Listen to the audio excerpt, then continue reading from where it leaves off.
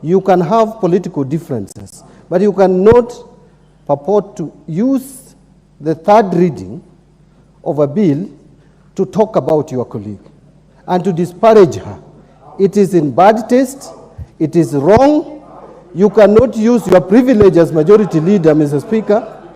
Mr. Speaker, I'm on a point of order. Now, you are majority leader and you don't even know the rules. Go ahead, Hon Badi. Go ahead. Go ahead. Go ahead with your point of order. Mr. Speaker, if you listen to majority leader speak, she's continuously referring to the constituency of another MP. Close to discussing that member of parliament in the House. You came to parliament the other day, my friend. You can't teach me points of order. You came to parliament the other day. Whether elected, you came the other day. I've been elected 3 times. So you keep quiet when I'm speaking, you get your opportunity. Hon Badi. Stop heckling. Order. If leadership, majority is heckling. Majority and majority whip. Order. Order, members. Order. Don't the majority whip and don't the majority leader. Order. Order. Hon Badi will go on and finish your point of order so that you proceed. Mr. Speaker, we can't have. Could you proceed and finish your point of order? Mr. Speaker, and remember, Hon Badi, the leader of majority, remember to address the speaker.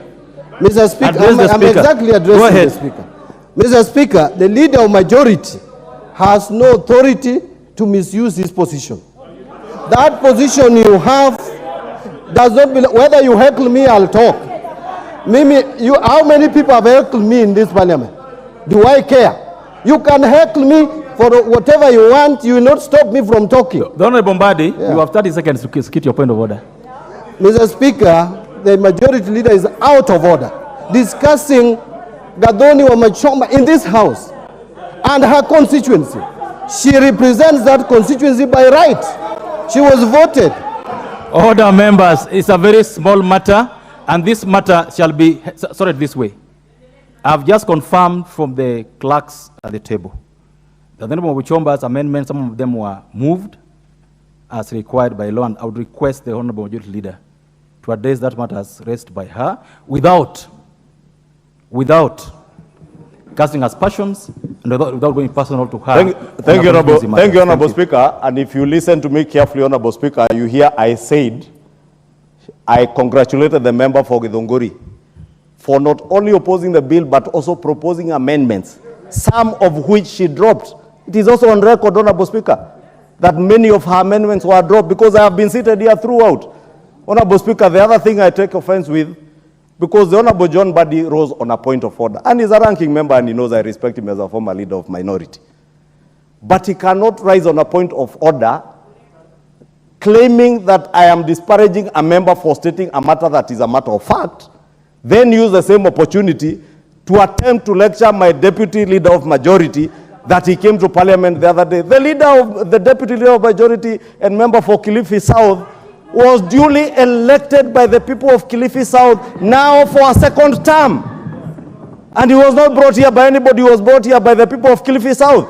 Unlike Hon Badi, who was nominated by his own party, having failed as a governor. You cannot disparage an elected member of parliament when you are nominated on account of having failed as a governor. We let the matter lie there, members. I will now call upon the room Hillary to second the motion.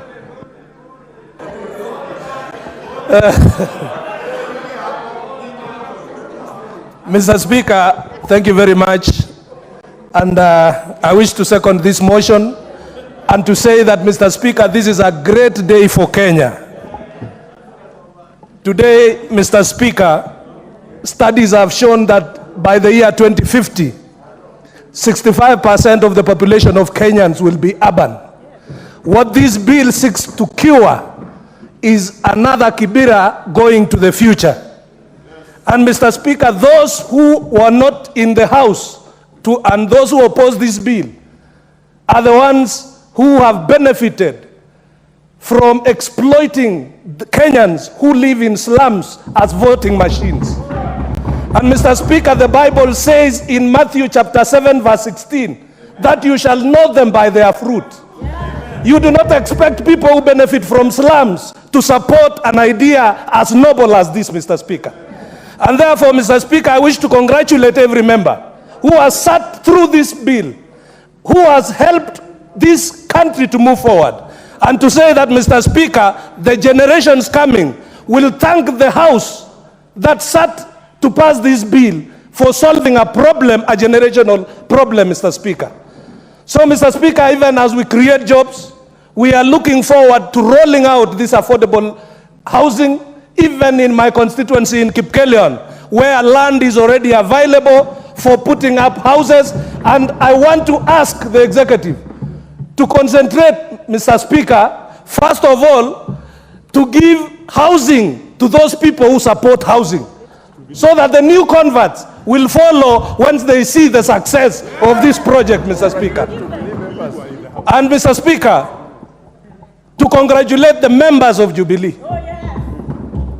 for standing with the people of Kenya to pass this important bill, and to say, Mr. Speaker, that Kenya will never remain the same. And to thank the President of the Republic of Kenya for scoring many firsts, giving Kenyans affordable fertilizer, where we got a bumper harvest. Majority Speaker has alluded to the fact that unga today is retailing for between 110 and 140.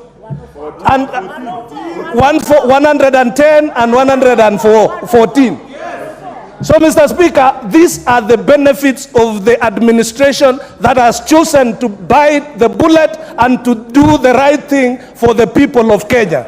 So, Mr. Speaker, I wish to second and to say thank you so much to the members seated here today, and that history will vindicate you in the many years to come. Thank you. Members, order. Order. I propose the question, which is that the Affordable Housing Bill, National Assembly Bill number 75 for 2023, be now read a third time. Put the question. Is it the mood that put the question? Yes. Thank you. I have Put the question. I have confirmed that the House is properly constituted for the purpose of making a decision, and I therefore put the question, which is that the Affordable Housing Bill, National Assembly Bill number 75 for 2023, be now read a third time. Will as many other opinion say aye? Aye. Will as many other opinion say nay? Nay. The ayes have it. Hello, members. I want to thank you so much for your patience this afternoon. And go ahead. Very good. A bill for an act of parliament to give effect to Article 43(1)(b) of the Constitution to provide a framework for development and access to affordable housing and institutional housing and for connected purposes. Remember, the decision has been made already. We've just completed that process, and the bill has now been read a third time. Allow me to thank all of you for your patience and being in the House for this momentous task, and thank the Honorable Martha Wangari for her time in this very difficult bill. Next order. Order number 12, motion, report of the National Dialogue Committee, resumption of debate.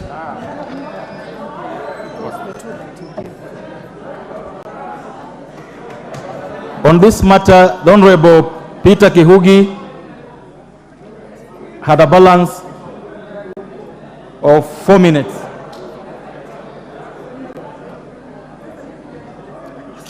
The Honorable Kihugi.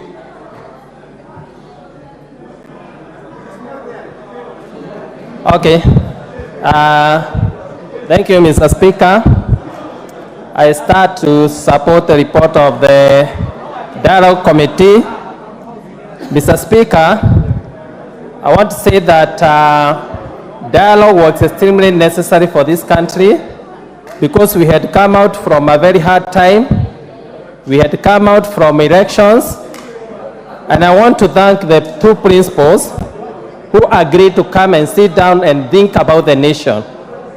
Mr. Speaker, we support the issues that are raised by the Dialogue Committee, the issue of entrenching the CDF fund in the Constitution, the issue of considering the World Development Fund, especially also the issue of increasing the equitable revenue share for counties from 15% to 20%. And Mr. Speaker, also on the issue of constitution of IEBC. IEBC is extremely critical, whereby we come up to a consensus so that we may continue to improve on its performance. Mr. Speaker, one thing I can say is that we have continued to improve on IEBC because most of the issues that have been raised mostly are on the presidential. But when you come to the lower levels where the MCA, the MP, the senator, the governor, we are almost perfecting.